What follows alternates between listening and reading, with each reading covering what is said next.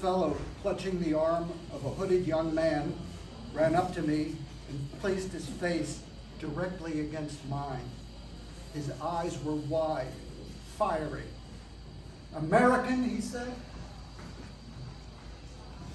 I have been advised many times by my American friends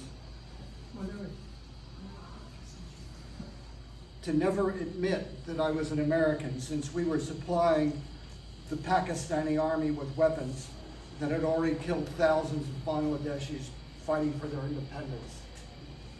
"Tell them you're a Canadian," they said.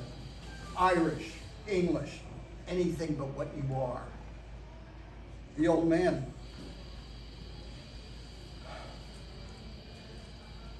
tore away the hood that was concealing the man's face. He had no face. It was just a bloody scramble of flesh. "American M14. "American?" he said. I said, "Yes." "How you feel, killer bastard?" The man died a few hours later. I thought of my family, safe and comfortable in the States, my precious wife, expecting our second child.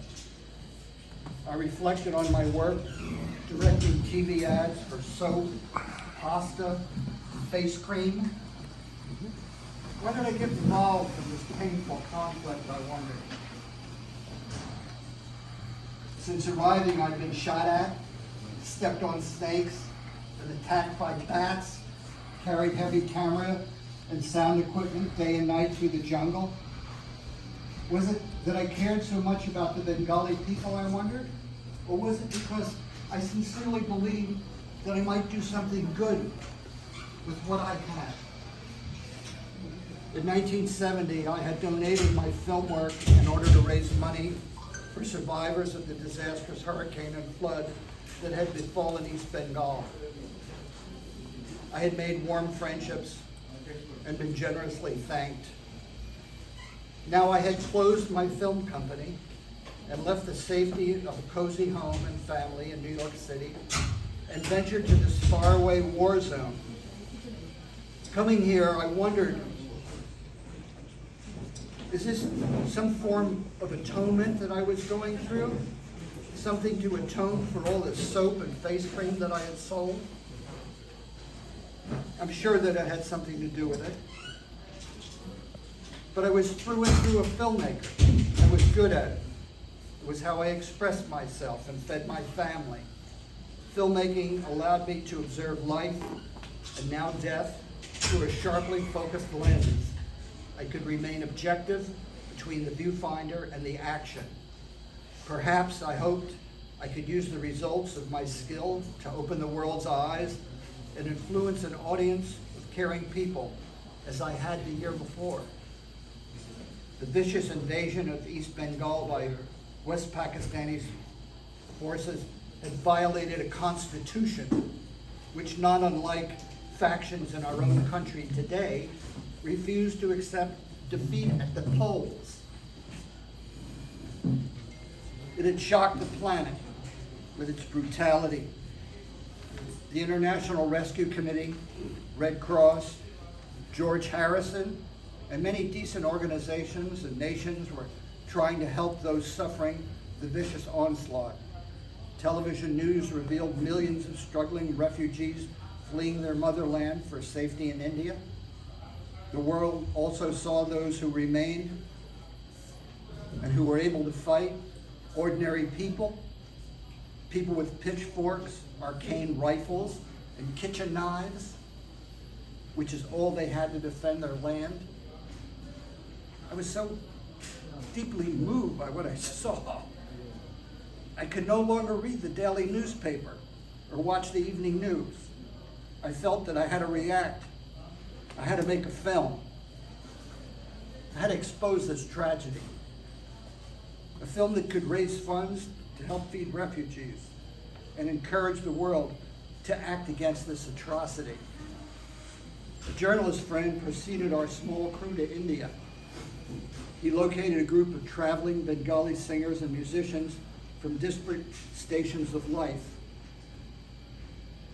They generally toured many of the refugee camps around Calcutta. The troupe sang and played uplifting music that helped bring hope and the dream of a free country to those who were suffering. And when we arrived in India, we loaded the troupe into a large open truck and rode with them throughout the region, filming and recording their performances, touring hospitals, endless tent enclaves, shelters that gave the refugees sustenance. Eventually, we transported our musical forces into the new country of Bangladesh and planted its flag firmly into the still conflicted soil. The musicians serenaded the Muktadhara and the new citizens who remained on their land. And together we shared many adventures.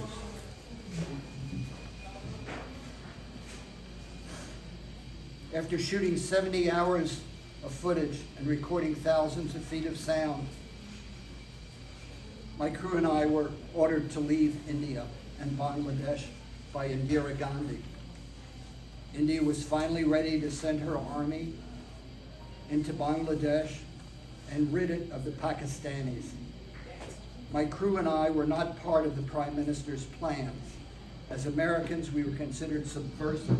We were jailed for a week. And as I sat in my cell, I bemoaned the fact that I would never get to ride with my camera into a free Dhaka atop the turret of the tank. After a week, we were taken under guard to the airport and unceremoniously ushered out of the country. It took months to edit my feature-length documentary, which I called Joy Bangla. Unfortunately, by the time I had finished, Sheikh Mujibur Rahman was gone, and Bangladesh had changed significantly. It was now yesterday's news.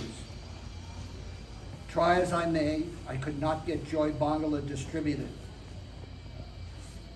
Consequently, it languished untouched in my basement, along with thousands of feet of images never used.